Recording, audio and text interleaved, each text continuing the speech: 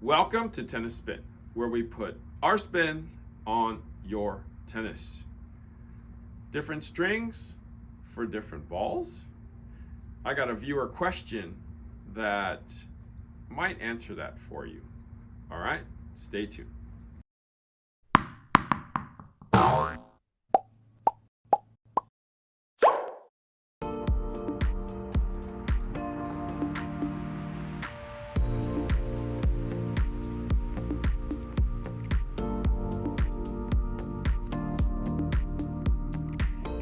All right, guys, so viewer question today. Ted Pham writes, I've been playing tennis a lot last year and have entered some leagues. I find it difficult to adjust to different ball types using the same string. He's using Confidential at 52 pounds. My USTA league uses Dunlop ATPs, which I like and prefer. But sometimes I play with folks that use Pro Pens or US Opens. These balls seem heavier and my rhythm is off. Similarly, the WTT folks use Costco pens, which I find too bouncy and fly off the racket, causing me to hit 3 feet deeper than the baseline. That's what he wrote. My question is, should I carry rackets with different strings and tensions to match the balls that will be played with, or what is the best way to adjust to the balls? That's a great question, actually.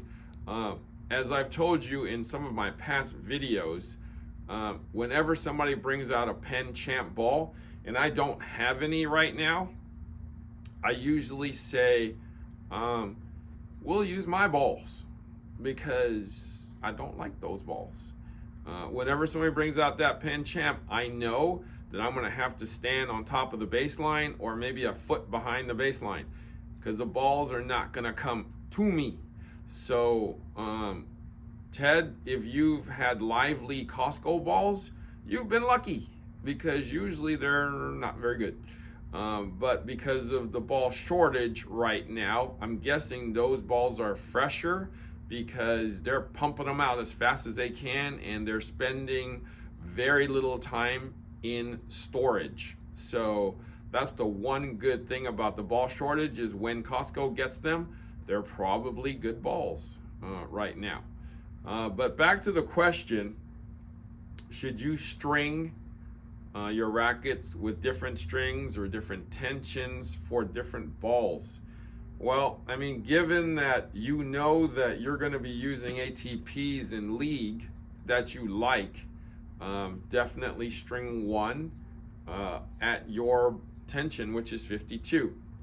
Now, in a prior video on one of my bag checks from a year ago, I had mentioned to you that I string, I have my 4 different rackets and how I go through the motions of using those 4. Now, for all of you who have like 2, 3, well, hopefully 3, 4, sometimes maybe 5 rackets, you should probably string them a little differently anyways, just because of, conditions on the court, wind, a faster court, a slower court. Sometimes if you're near a ball field, the sand that comes over that court will make the ball skid.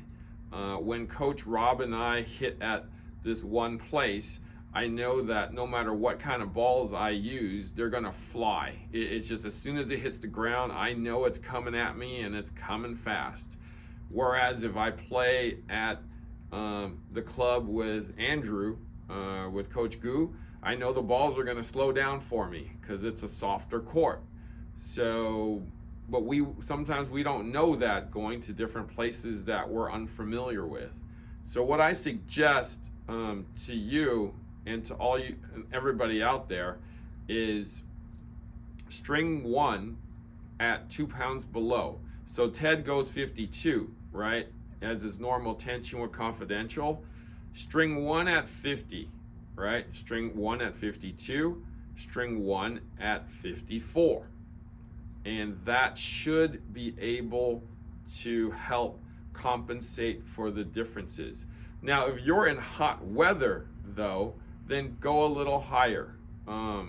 Like if your normal tension is 52, like Ted, maybe you need to go one up to 56. So I would like go 4-pound range difference, like 48, 52, and 56. Because in that hot weather, you're probably going to need that 56 pound string job. And then when you get a little tired, go into that 52. And then if you have to go into a third set and you're running out of gas, then reach for that 48. If you for any reason have a fourth racket, I would string that one at like 50, 52, possibly 54, depending on, like I said, if it's 90 degrees or 100 degrees, definitely go tighter because everything's just gonna fly a little bit more. So I would probably not change the type of string. I would just change the tension of the strings. Now, as you guys know, this ball is pretty standard, and this ball and this ball are supposedly the same. So they will play hopefully identical. Even from my own experience, these are very, very similar. You know, pens, whenever somebody brings them out, these marathons, pro pens, I know that the first 10 minutes are going to be pretty quick. These are pretty quick balls. Australian Opens tend to fluff up a bit, tend to be just a hair slower in my opinion. Wilson, which is my preferred ball, is it's really good and really consistent from the time of popping open the can. So this is in my opinion, but if you ask like Ted and other people, everybody's opinions of balls are a little different because the conditions that they play in are also different. So if you got a fast court, you know, all these are going to be fast, right? You got slow court, they're all going to be slow. So it really depends on the condition, the strings, your type of racket. You know, if it's a hot day, it's a cold day. So various things change, various speeds and how lively balls can be. So Ted and everybody else out there, that's what I recommend. If you have 3-4 rackets, you know, string them in like 4-pound ranges to see if you can compensate for, you know, that particular day when you, let's say, don't know what kind of ball there is, or when you do know what kind of ball there is, you can go for that, you know, tighter racket or medium weighted racket first. Okay, I hope that helped. Thank you for the question, Ted. And I thank you for watching Tennis Spin, where we put our spin on your tennis.